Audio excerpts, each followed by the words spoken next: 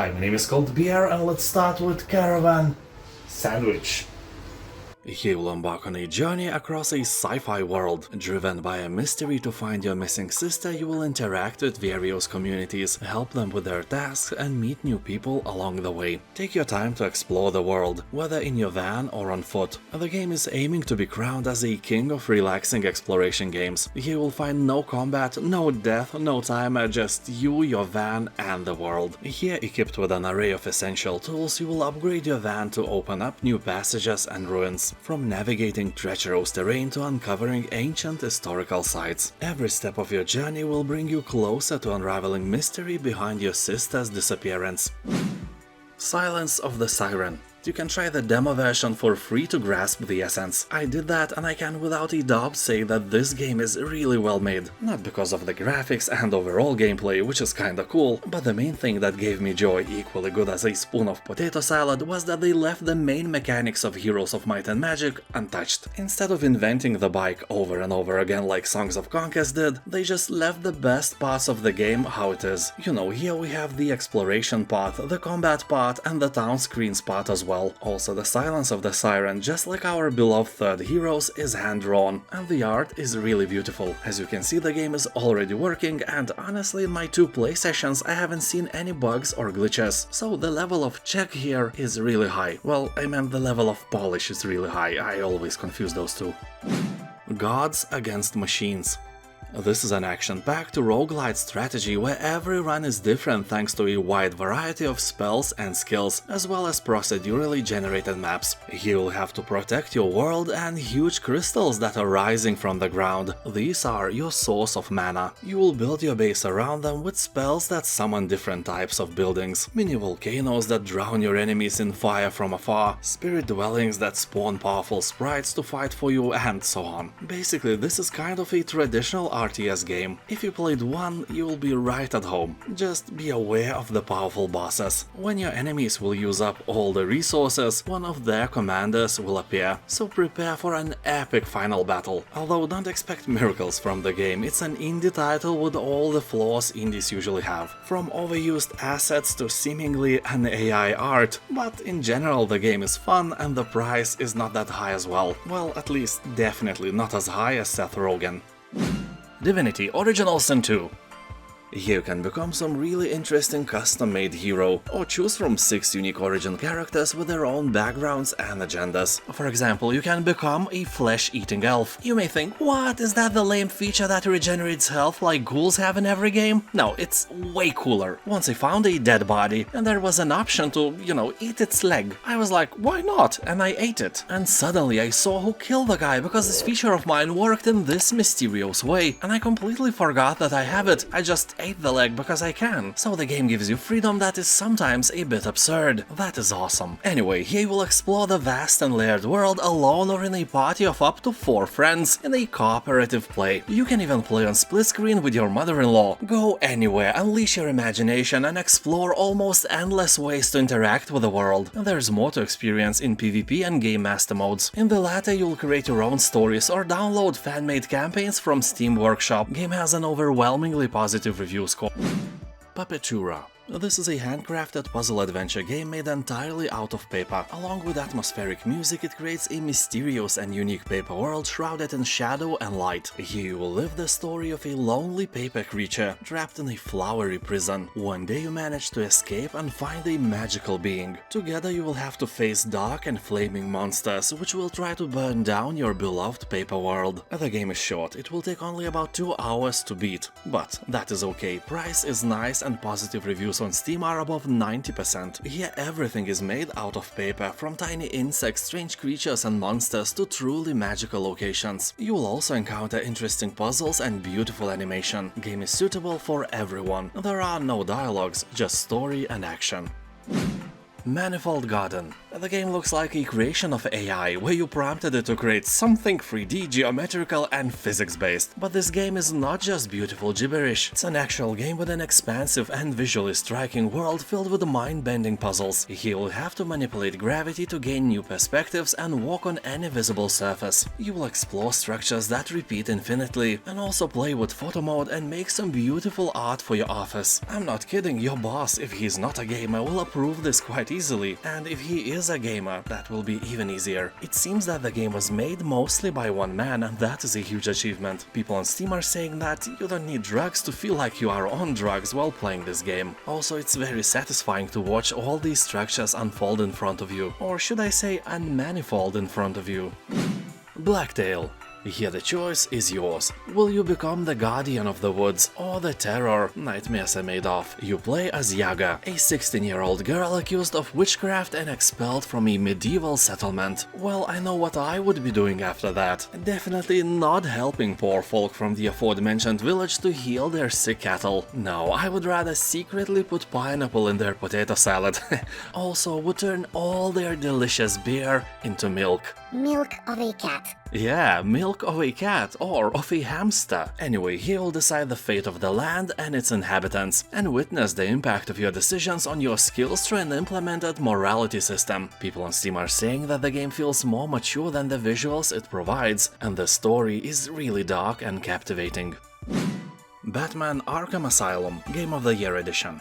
This is the first one of the Arkham games. You may think that it is quite an old game, and you are right, around 15 years is not a joke. But surprisingly, the graphics are still great. I can't even imagine how this game felt back then, because when I look at it, it's like it never aged at all. Some Elijah Wood of games. Anyway, it still has overwhelmingly positive reviews on Steam and is one of the best rated games on the store overall. Here you'll use the free flow combat system to chain together unlimited combos seamlessly, and battle with huge groups of the Joker's henchmen in brutal melee brawls. You will have to solve interesting puzzles with the help of a cutting-edge forensic tools, including X-ray scanning, fingerprint scan, spray and pheromone tracker, and sooner or later you will meet famous villains, such as the Joker, Harley Quinn, Poison Ivy and Jada Pinkett Smith. Well, maybe not the latter, but anyway, this game is a masterpiece even if you don't like Batman. Starship Troopers Terran Command. This game has a model similar to the Billions, where you defend from the hordes of enemies and try to keep your base alive. Also, here you can literally relive the best moments of the Starship Troopers movie by defending your base from hordes of ladybugs. Anyway, here you'll encounter dozens of unique insect types, each with their own special abilities and skills. Also, the map has terrain elevation, true line of sight and true line of fire, providing deep tactical gameplay, meaning that units that stand behind other units can't shoot unless they stand on a higher ground. Sadly, you can't play as an alien insect. It's not off the table completely, developers say, but now you can only play as a military human society. That's it. If you are wondering if you can build a base here, yes you can, but it's not the main focus of the game, I would say. Despite that, it has a very positive review score on Steam, and many commentators are stating that if you like Command & Conquer or StarCraft, you must try Starship Troopers as well, so do not ignore it. Shadow Gambit, The Cursed Crew.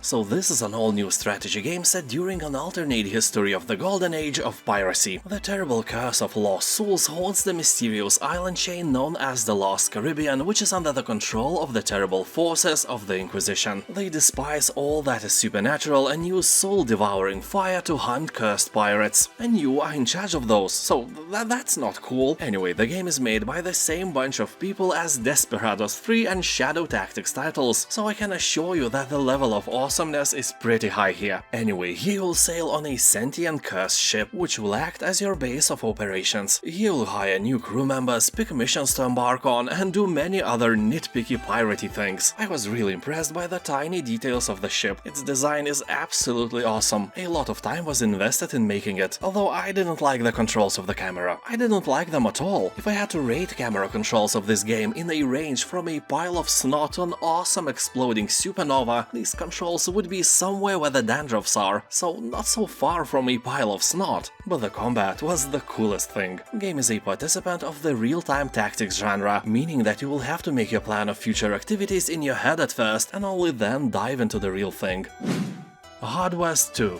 You are a notorious outlaw with a dangerous reputation. On the hunt for a big score, you hear talk that a ghost train filled with federal gold is heading your way. So you swiftly assemble some cool people with cool guns and a few of them with even cooler supernatural powers. Sounds cool, huh? Well, the train is called Ghost Train for a reason. No spoilers though. It is a non-linear turn-based strategy game that is filled with puzzles to the brim. Instead of a traditional level-up system, the game relies on acquiring equipment and cards. So you build a poker hand to power up your team members. Hardware 2 has several difficulty levels, up to 6 team members and many other cool features, but voice acting isn't too great. Also, the game isn't optimized very well, so the game score on Steam always fluctuates between mostly and very positive. Control Ultimate Edition.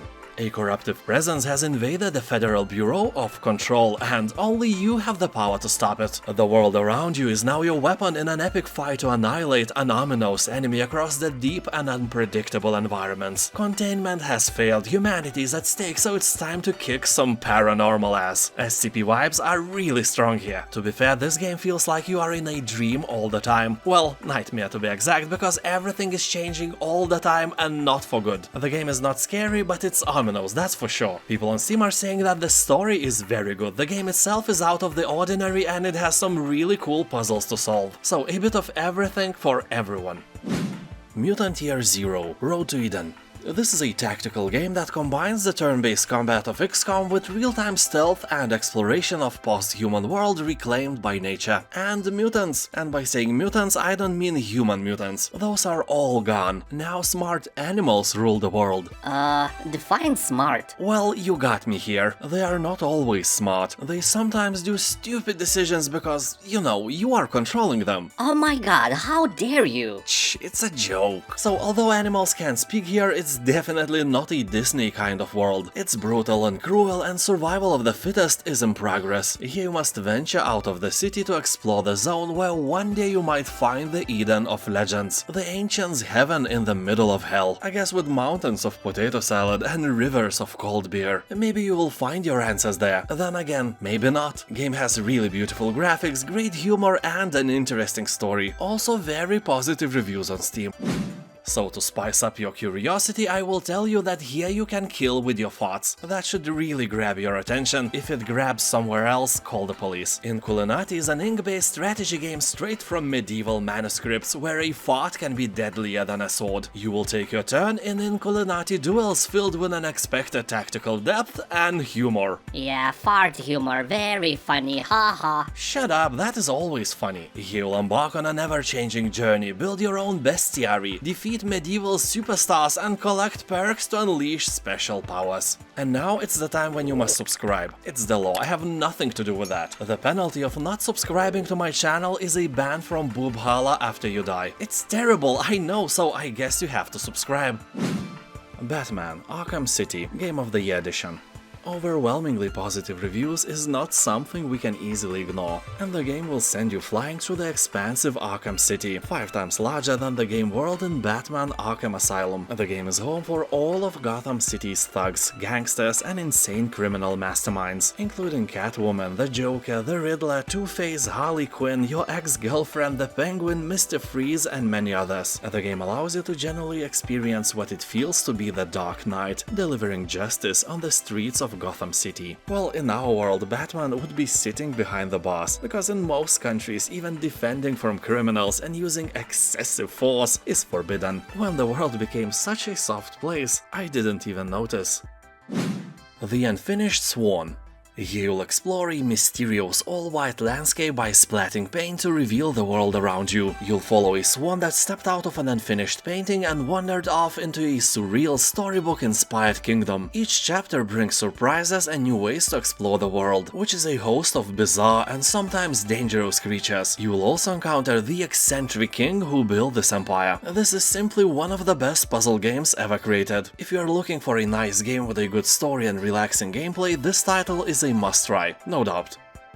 Othercide. Here you will lead your army of female warriors to battle. Your skill in combat will decide their fate, shape their abilities and personality. So under your command, they probably just die angrily in pain and agony. Anyway, jokes aside, like in all turn-based games, here you will have to plan your moves carefully, because one wrong action can lead your party to failure. Although the game offers cool mechanics where you can sacrifice one to heal another, survivors will get stronger, ready to fight the next battle. The bad news is that the game practices permadeath, so by sacrificing warriors, you are like sacrificing them for real. And the elephant in the room is, of course, the visuals of the game. Only black, white and red color palette exists here and makes this game stand out from other similar projects.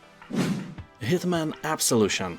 Betrayed by the agency and hunted by the police, you find yourself pursuing redemption in a corrupt and twisted world. Players around the globe are saying that this is one of the best, or maybe even the best Hitman game. It has a kinda predictable story, but it doesn't really matter. The gameplay and your approach to missions makes all the difference. Will you disguise yourself as a policeman, crazy convict, butcher, or a doctor of ding-dongs? You never know until you play. This game kinda teaches us that other people will always judge you by your clothes. And if you're not agreeing with me, come on, dress like a clown for your next job interview. Or, you know, like a priest and try to get a job in the kindergarten.